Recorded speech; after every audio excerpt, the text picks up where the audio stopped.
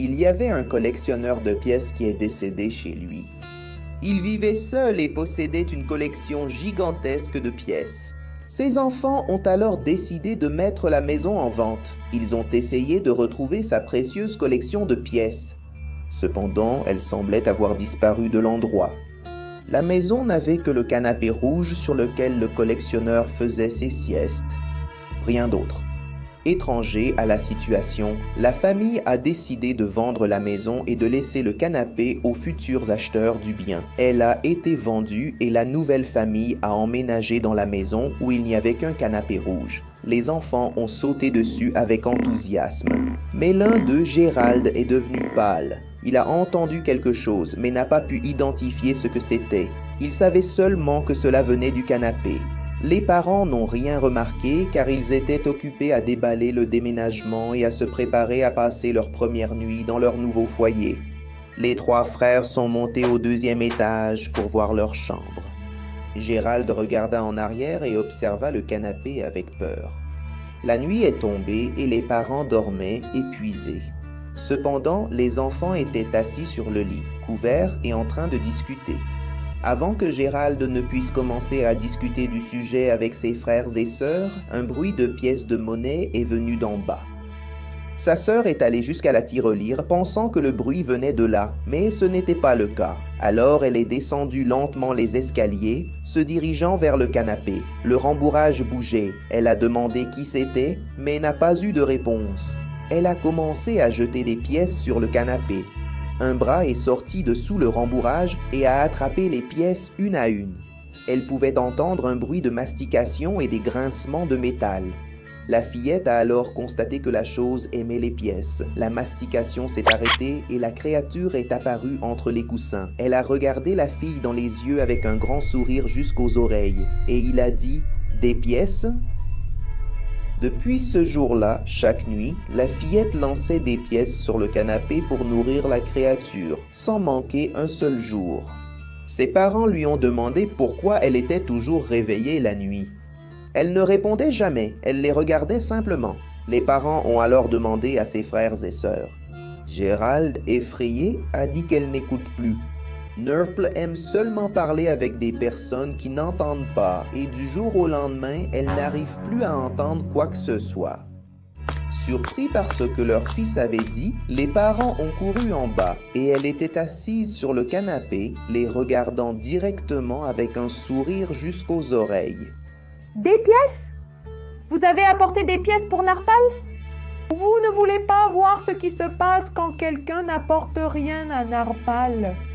Soudain, des bras sortent de sous le canapé, attrapant la famille par la tête et les tirant à l'intérieur.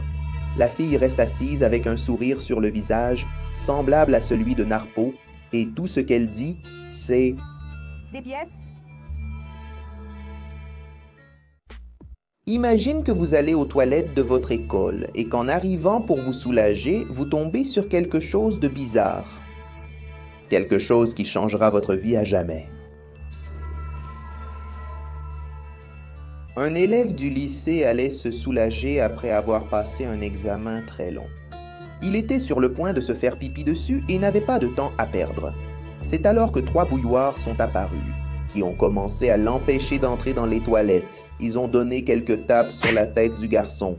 Ils ont remarqué qu'il était pressé d'entrer, et alors ils ont commencé à en abuser davantage.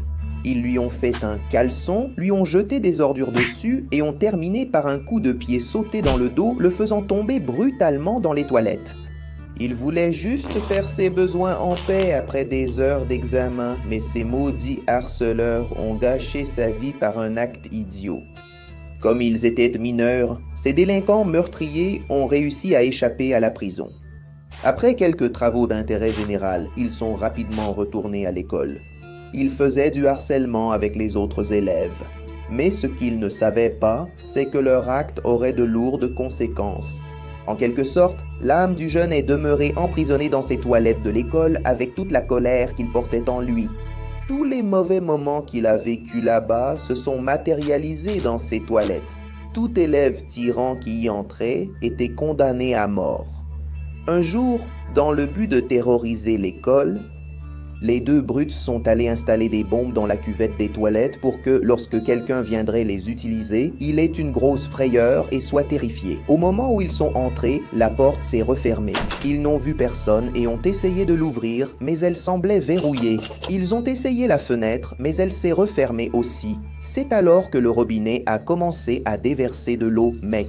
Cuvette des toilettes A commencé à fuir aussi, et le niveau montait. Bientôt, ils étaient submergés et ne pouvaient plus respirer. C'était la fin des deux pullis. La chasse d'eau a été tirée et ils ont été aspirés dans la cuvette. Rapidement, les toilettes ont commencé à avoir la réputation d'être hantées, et chaque brute qui y entrait finissait par disparaître. Imagine pouvoir remonter le temps, aller à une année précise de ta vie et la revivre, et même changer les chemins que tu regrettes d'avoir empruntés.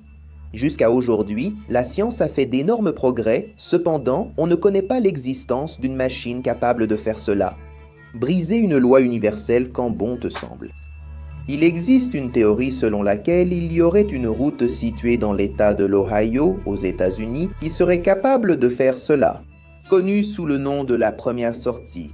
Pour réussir cet exploit, il faudrait respecter certaines conditions. Conduire une voiture diesel à 100 km/h, régler la radio sur une station spécifique et enfin régler l'horloge à l'époque à laquelle on souhaite revenir. Et lorsque tout cela sera en place, la radio commencera à jouer votre chanson préférée, celle qui compte beaucoup pour vous, et le volume augmentera progressivement. Le temps va changer, il commencera à pleuvoir fort, avec de gros morceaux de grêle qui tomberont. Si vous avez la chance de garder le contrôle de la voiture à cette vitesse, lorsqu'un éclair frappera le véhicule, vous verrez simplement une lumière très intense et vous fermerez les yeux. Lorsque vous les ouvrirez à nouveau, vous serez dans une réalité alternative où les événements que l'utilisateur souhaite modifier seront en train de se produire.